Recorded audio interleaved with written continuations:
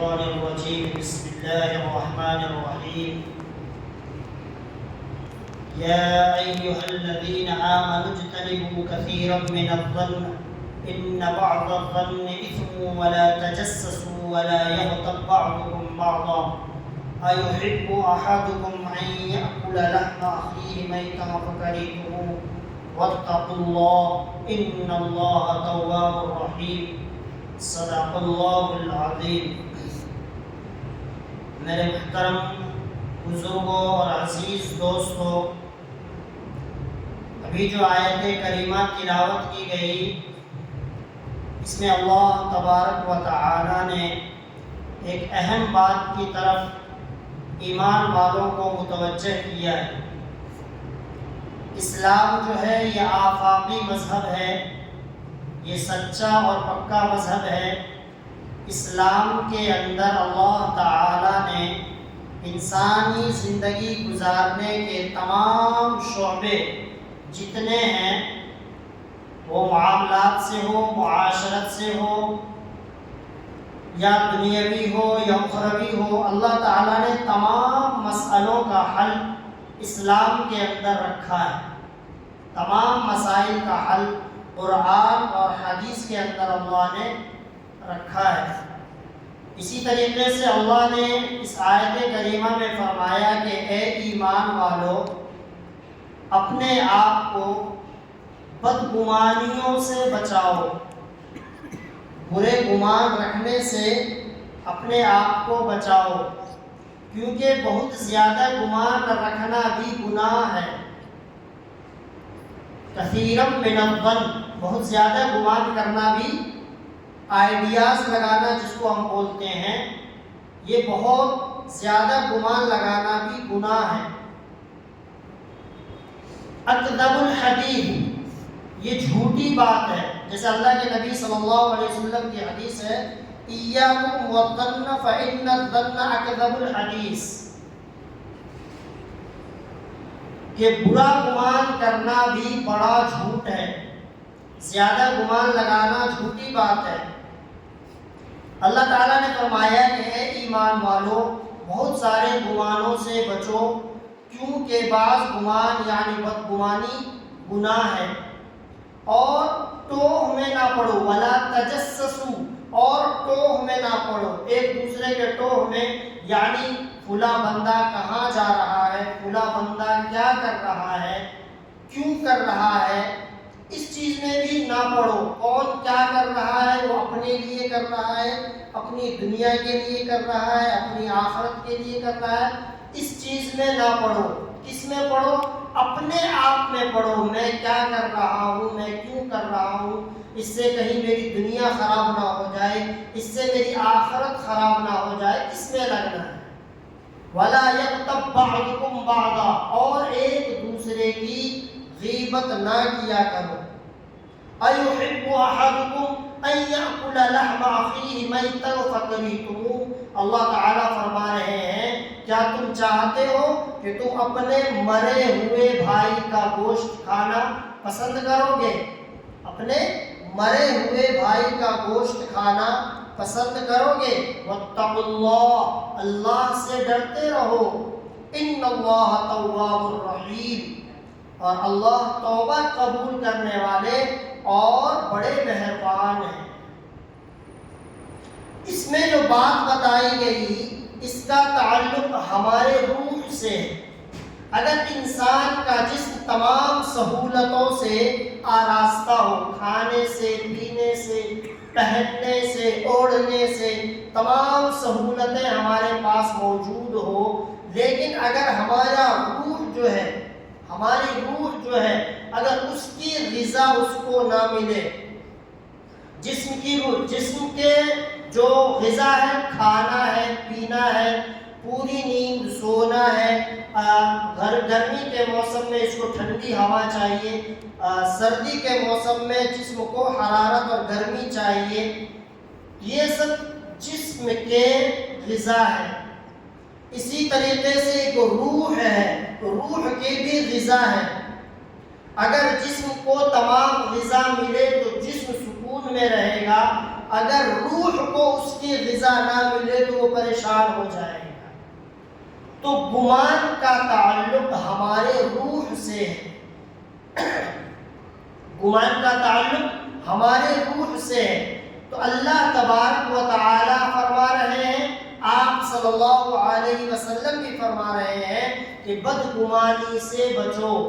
بدگمانی کس کو کہتے ہیں؟ چھوٹی سی مثال ہے، حضرت بایزید بستامی رحمۃ اللہ علیہ اللہ والے گزرے ہیں، وہ فرماتے ہیں میں ندی کنارے سے گزر رہا تھا تو میں کیا دیکھتا ہوں کہ ایک لڑکا اور ایک لڑکی ندی کنارے بیٹھے ہوئے ہیں، دونوں بیٹھے ہوئے ہیں، شام کا موسم ہے، اس کے سامنے ایک بوتل رکھا ہوا ہے، ایک شیشہ رکھا ہوا ہے۔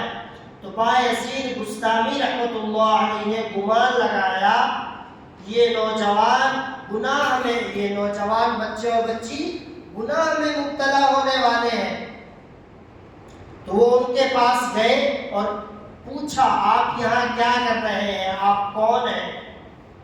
ابھی آپ نے گمان لگایا، اور کوئی بھی آدمی دور سے آج کے دور میں خصوصاً ایسا دیکھے تو وہ یہی گمان لگائے گا کہ یہ گناہ میں مبتلا ہونے کے لیے بیٹھے ہیں، گناہ کرنے بیٹھے ہیں۔ تو جب بایزید بستامی رحمۃ اللہ علیہ کے پاس گئے اور ان سے پوچھا تو پتہ چلا کہ وہ دونوں بھائی اور بہن ہیں، وہ دونوں بھائی اور بہن ہیں۔ اور پوچھا یہ بوتل کیا ہے؟ کہا ہم دونوں روزے سے ہیں اور اس بوتل میں آب زمزم ہے، ہم دونوں روزے سے ہیں، اس بوتل میں آب زمزم ہے، ہم شام ڈھلنے کا انتظار کر رہے ہیں، جب سورج غروب ہوگا تو ہم اس سے روزہ افطار کریں گے۔ حضرت بایزید بستامی رحمۃ اللہ علیہ فرماتے ہیں میں بہت شرمندہ ہوا، میں نے دل میں توبہ کی اور میں نے دونوں کو احترام سے اپنے ساتھ لے کر اپنے گھر گیا اور عزت و احترام کے ساتھ دونوں کی افطاری کا انتظام کیا۔ یہ ہمارا گمان ہے، یہ ہماری سوچ ہے۔ ہم کسی کو دیکھ کر کچھ آئیڈیا نہیں لگا سکتے، ہم کسی کو دیکھ کر گمان نہیں لگا سکتے کہ یہ کیا کر رہا ہے، یہ کیوں کر رہا ہے، یہ کیا۔ اب کوئی دو آدمی آپس میں ہم سے دور کھڑے ہو کر باتیں کر رہے ہو تو کچھ لوگ کیا ہے آئیڈیا لگانا شروع کر دیتے ہیں کہ یہ میرے بارے میں بات کر رہا ہے، یہ میری طرف دیکھ رہا تھا، یا پتہ نہیں کس کے بارے میں بات کر رہا تھا، میں نے چند الفاظ یہ بات سنی، ہو سکتا ہے اس معاملے میں بات کر رہا ہو۔ اب یہاں سے کیا ہوگا، اس کے لیے ہمارے دل میں گناہ پیدا ہو جائے، اس کے بارے میں ہم نے پوری بات نہیں سنی۔ اللہ تبارک و تعالی جو سمجھانا چاہ رہے ہیں وہ یہ سمجھانا چاہ رہے ہیں اگر تمہارے دل میں کسی کے بارے میں کوئی غلط خیال آ جائے، کسی بات کو دیکھ کر، کسی کام کو دیکھ کر، تو تم کیا کرو؟ یا تو توبہ کرو، اس سے بچو، اگر تمہاری اس میں کوئی ضرورت نہیں ہے اس سے بچو، نہیں تم کو اس سے ضرورت ہے، تم کو شک ہے تو کیا کرنا ہے؟ تحقیق کر لینا ہے۔ کیا کرنا ہے؟ تحقیق کر لینا، اس سے پوچھ لینا ہے، معلوم کر لینا ہے کہ بھائی تم فلاں دن یا فلاں وقت تم میرے بارے میں یا فلاں کوئی کام کر رہے تھے تو میرے دل میں یہ خیال آیا، یا آپ کیا کر رہے تھے، تھوڑا مجھے واضح کر دو تاکہ میرے دل سے جو وہ میل ہے وہ اتر جائے۔ اور یہ بہت بڑا گمان ہے، بدگمانی میں جب آدمی مبتلا ہوتا ہے ساری زندگی وہ اسی میں رہ جاتا ہے، ایک دوسرے کے کرنے میں رہ جاتا ہے، اس کی بات اس کو، اس کی بات اس کے، جب وہ اس کے دل میں بدگمانی جگہ پکڑ لیتی ہے پھر اسی طریقے سے دھیرے دھیرے دھیرے وہ غیبت میں مبتلا ہو جاتا ہے۔ اللہ کے نبی صلی اللہ علیہ وسلم نے ایک مرتبہ صحابہ کرام سے فرمایا تم جانتے ہو غیبت کسے کہتے ہیں؟ تو صحابہ نے کہا کہ اللہ اور اس کے رسول بہتر جانتے ہیں۔ اللہ کے نبی صلی اللہ علیہ وسلم نے فرمایا کہ تم کسی انسان یا کسی مومن کی وہ بات جو اس کو تکلیف دے، اس کے پیٹھ پیچھے بیان کرو یہ غیبت ہے، جو اس کو تکلیف دو۔ تو صحابہ نے کہا اگر وہ برائی جو میں بیان کر رہا ہوں اس کے پیٹھ پیچھے، اس کی غیر موجودگی میں اگر وہ برائی اس میں موجود ہو تو کہا یہ تو غیبت ہے، اور اگر وہ برائی جو تم بیان کر رہے ہو اس میں نہیں ہے تب تو یہ بڑا گناہ، یہ بہتان ہو جائے، تم اس میں بہتان لگا رہے ہو، اور اگر موجود ہے اور تمہارے اس بات کے بیان کرنے سے اس کو تکلیف ہوگی تو یہ غیبت ہے۔ اور غیبت کے بارے میں اللہ کے نبی صلی اللہ علیہ وسلم نے فرمایا الغیبت اشد من الزنا، کہ غیبت جو ہے وہ زنا سے بھی بڑا گناہ ہے، غیبت زنا سے بھی بڑا گناہ ہے۔ اب اس کا مطلب یہ نہیں کہ زنا چھوٹا گناہ ہے، نہیں، زنا بہت بڑا گناہ ہے، کبیرہ گناہ ہے، اللہ ناراض ہو جاتا ہے جب انسان زنا کرتا ہے، اس کے دل سے ایمان نکل جاتا ہے۔ جب آدمی زنا کرتا ہے اس کے دل سے ایمان نکل جاتا ہے، اگر وہ اسی حالت میں اس کی موت آ جائے تو وہ ڈائریکٹ جہنم میں جائے۔ تو آپ اندازہ لگائیں، ہم اندازہ لگائیں کہ زنا جب اتنا بڑا گناہ ہے تو میرے محبوب صلی اللہ علیہ وسلم فرما رہے ہیں کہ الغیبت اشد من الزنا، کہ غیبت کرنا زنا سے بھی بڑا گناہ ہے۔ اور اللہ تبارک و تعالیٰ کیا کہہ رہے ہیں غیبت کے بارے میں؟ کیا تم پسند کرتے ہو اپنے مردار بھائی کے گوشت کے کھانے کو پسند کرتے ہو؟ یعنی غیبت کرنے والا گویا اپنے مردار بھائی کے گوشت کو کھا رہا ہے۔ آپ صلی اللہ علیہ وسلم کے زمانے میں یہ واقعہ پیش آیا کہ دو عورتیں غیبت کرتی ہیں، بیمار ہو گئی، آپ صلی اللہ علیہ وسلم نے دونوں کو بلایا اور آپ کو معلوم ہوا کہ یہ دونوں کسی کی غیبت کر رہی تھی۔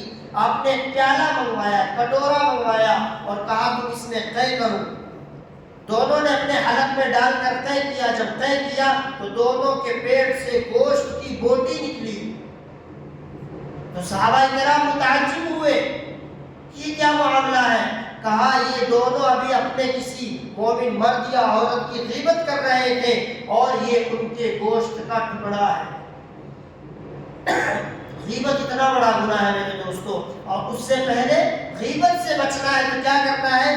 بدگمانی چھوڑ دینی ہے، دوسرے بلا تحقیق کسی کے بارے میں غلط سوچنا چھوڑ دینا ہے۔ ایک صاحب بیان کرتے ہیں کہ میں ایک کمپنی میں جاب کر رہا تھا، میں ایک کمپنی میں کام کر رہا تھا، اسی کمپنی میں سارے لوگ اچھے، حشاش بساس آپس میں ملنے جلنے والے تھے۔ ایک آدمی تھا انگریز، بڑا گورا چٹا اور تندرست نوجوان، کہتا ہے وہ آدمی بیان کرتا ہے کہ وہ اس کو سلام کرتا تو سلام کا جواب نہ دیتا، میں اس سے خبر خیریت لیتا، وہ خبر خیریت کی جواب نہیں دیتا۔ سال گزر گیا، ایک وقت ہم دونوں ساتھ میں بیٹھے ہوئے تھے، وہی نوجوان جو گورا چٹا جس کے بارے میں بیان کرتا، ساتھ میں بیٹھے ہوئے تھے، کچھ گفتگو ہو رہی تھی تو اس بھائی نے بتایا کہ بھائی میں دونوں کان سے محروم ہوں۔ کیا کہا؟ کہ میں دونوں کان سے محروم ہوں، میں سن نہیں سکتا۔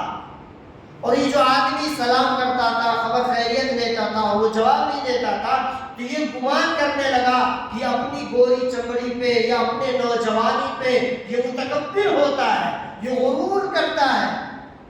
کتنا مغرور آدمی ہے یہ! ایک سال تک اس نے بدگمانی میں گزار دی، اور جب اسے پتا چلا کہ یہ میرا بھائی، میرا ساتھی، میری کمپنی میں جاب کرنے والا میرا بھائی دونوں کانوں سے محروم ہے، سماعت سے محروم ہے، سن نہیں سکتا، وہ کہتا ہے کہ میں پسینہ میں ڈوب گیا شرم سے کہ میں ایک سال سے اس کے بارے میں کیا بدگمانی کر رہا ہوں، میں اس کے بارے میں کیا غلط باتیں سوچ رہا ہوں۔ اب بتاؤ کہ بدگمانی کتنا بڑا جھوٹ ہے یہ! اس لیے اللہ کے نبی صلی اللہ علیہ وسلم نے فرمایا کہ ایاکم والظن فإن الظن اکذب الحدیث، کہ بدگمانی جو ہے وہ سب سے بڑا جھوٹ ہے، اس سے تم احتیاط کرو۔ اور فرمایا ولا تجسسوا، کسی کی ٹوہ میں مت لگا کرو۔ کہ کون کیا کر رہا ہے، کون کہاں جا رہا ہے، وہ کیا کھا رہا ہے، اس نے گاڑی کیوں لے لی، اس نے گھر کیوں بنا لیا۔ یہ سب چیزیں ٹوہ کرنے کی چیز نہیں ہے، یہ سب سوچنے کی چیز نہیں ہے، اپنے آپ میں جھانکنا ہے۔ اللہ والے فرماتے ہیں جب تم کسی کی طرف ایک انگلی اٹھاتے ہو، جب تم کسی کی طرف ایک انگلی اٹھاتے ہو کہ فلاں کیا کر رہا ہے، فلاں کہاں جا رہا ہے، یہ سوچو کہ تم نے ایک انگلی دوسرے کی طرف اٹھی تو تمہاری 3 انگلی تمہارے خود کے طرف اٹھ رہی ہے۔ تو یہ بتایا جا رہا ہے تم دوسرے کے بجائے اپنے گریبان میں جھانکو، اپنے آپ کے بارے میں سوچو۔ اللہ والے کہتے ہیں کہ جب مجھے یہ آیت پہنچی ان الشیطان للانسان عدو مبین، کہ شیطان ہمارا کھلا ہوا دشمن ہے، تو میں نے انسانوں سے دشمنی کرنی چھوڑ دی، میں نے انسانوں سے دشمنی کرنی چھوڑ دی، اب میں شیطان سے دشمنی کرتا ہوں۔ کیا مطلب؟ اب شیطان جس طرح مجھے لے جاتا ہے میں اس سے برخلاف چلتا ہوں، برعکس چلتا ہوں۔ شیطان کہتا ہے نماز مت پڑھو، میں خوب نماز پڑھتا ہوں۔ شیطان کہتا ہے قرآن مت پڑھو، میں خوب قرآن پڑھتا ہوں۔ شیطان کہتا ہے کہ ایک دوسرے کی برائی بیان کرو، میں اس کی تعریف بیان کرتا ہوں۔ علماء کرام فرماتے ہیں کسی مسلمان کے اندر 99 برائی ہو، 99 برائی ہو، اس میں ایک اچھائی ہو، تو اس کی اچھائی کو بیان کرو۔ اس کے جو اندر 99 برائی ہو اس کے اوپر پردہ ڈالو۔ اللہ کے نبی صلی اللہ علیہ وسلم کی حدیث ہے کہ اللہ تبارک و تعالی فرماتے ہیں کہ جو آدمی دنیا میں کسی انسان، کسی مومن کے برائی کے اوپر پردہ ڈالے گا، اللہ تبارک و تعالی قیامت کے دن اس کے گناہوں پر پردہ ڈال دے۔ ہم نہیں چاہتے ہیں کہ حشر کے میدان میں اللہ تبارک و تعالی ہمارے گناہوں پر پردہ ڈال دے، کہ وہ کون سا حشر کا میدان جہاں آدم علی نبینا علیہ السلام سے لے کر آخری انسان تک سارے لوگ وہاں جمع ہوں گے، اور وہاں لوگوں کے گناہ گنائے جا رہے ہیں، لوگوں کے نامہ اعمال دیکھے جا رہے ہوں گے۔ وہاں اگر ہمارے اعمال پر پردہ ڈالا جائے گا تو کتنی بڑی بات ہو۔ تو ہمیں بھی میرے دوستو، ہمارے بھائیوں، ہم کو یہ کوشش کرنی ہے ہم ایک دوسرے کے ٹوہ میں نہیں لگیں گے، ایک دوسرے کے پیچھے نہیں لگیں گے۔ ایک دوسرے کے پیچھے لگنے کے بجائے کیا کرنا ہے؟ ہم اپنے آپ کے پیچھے لگیں گے، اپنے نفس کے پیچھے لگیں گے۔ میرا نفس کیا کر رہا ہے، میں کیا کر رہا ہوں، میں اپنی زندگی کو کہاں لے کر جا رہا ہوں، اللہ مجھ سے راضی ہو رہا ہے یا نہیں، میرے کام سے، میری باتوں سے اللہ راضی ہو رہا ہے نہیں۔ اگر کسی بھائی کے بارے میں ذہن میں کوئی خیال آئے، غلط خیال آئے، منفی خیال آئے، اس کو جھٹک دینا ہے۔ کوئی میرے پاس کسی کی برائی بیان کرنے آئے، اس کو چپ کرا دینا ہے کہ مت بیان کر کسی کی برائی، مجھے اس کی ضرورت نہیں ہے۔ اگر کوئی آپ کے پاس برائی بیان کرے گا، کوئی آپ کے پاس کسی کی برائی بیان کر رہا ہے، اس کا مطلب ہے کہ وہ آپ کی بھی برائی دوسرے کے پاس بیان کرتا ہے۔ تو سب سے بہتر راستہ کیا ہے؟ نہ کسی کی برائی کرنی ہے، نہ کسی کی برائی سننی ہے۔ یہ دو کام کرنا ہے، نہ کسی کی برائی کرنی ہے، نہ کسی کی برائی سننی ہے۔ انشاءاللہ ہمارا روح جو ہے، ہمارا دل جو ہے سکون میں آ جائے۔ جب آدمی ان چیزوں میں لگتا ہے تو کیا کرتا ہے؟ اپنے کاموں کو بھول جاتا ہے، اپنے کاموں کو چھوڑ دیتا ہے، پھر وہ بے سکون ہو جاتا ہے، بے چین ہو جاتا ہے، ہر وقت کسی نہ کسی کے بارے میں سوچنے میں لگا رہتا ہے، ہر وقت کسی نہ کسی کے بارے میں سوچنے میں لگا رہتا ہے۔ اس کو چھوڑ دینا ہے، نہ کسی کی برائی سننی ہے، نہ کسی کی برائی کرنی ہے، نہ کسی کی غیبت سننی ہے، نہ کسی کی غیبت کرنی ہے۔ جب یہ چیزیں انشاءاللہ کریں گے، ہمارے معاشرے سے، ہمارے اندر سے، ہمارے گھر سے انشاءاللہ بہت ساری برائیوں کا خاتمہ ہو جائے گا۔ ہم آپس میں محبت سے ملنے والے بن جائیں گے، ہم آپس میں محبت سے رہنے والے بن جائیں گے۔ اللہ تبارک و تعالیٰ سے دعا ہے کہ اللہ تبارک و تعالیٰ ان تمام برائیوں سے، بدگمانیوں سے، غیبت سے، بہتان سے ہم سب کی حفاظت فرمائے. اللہ تعالی ایمان، اسلام اور اللہ کی رضا کے مطابق صحیح زندگی گزارنے کی توفیق عطا فرمائے. اللہ تعالی ہم سب کو کہنے اور سننے سے زیادہ عمل کی توفیق عطا فرمائے. وآخر دعوانا الحمد للہ رب العالمین. ربنا تقبل منا انك انت السميع العليم وتب علينا انك انت التواب الرحيم. سبحان الله. الحمد لله.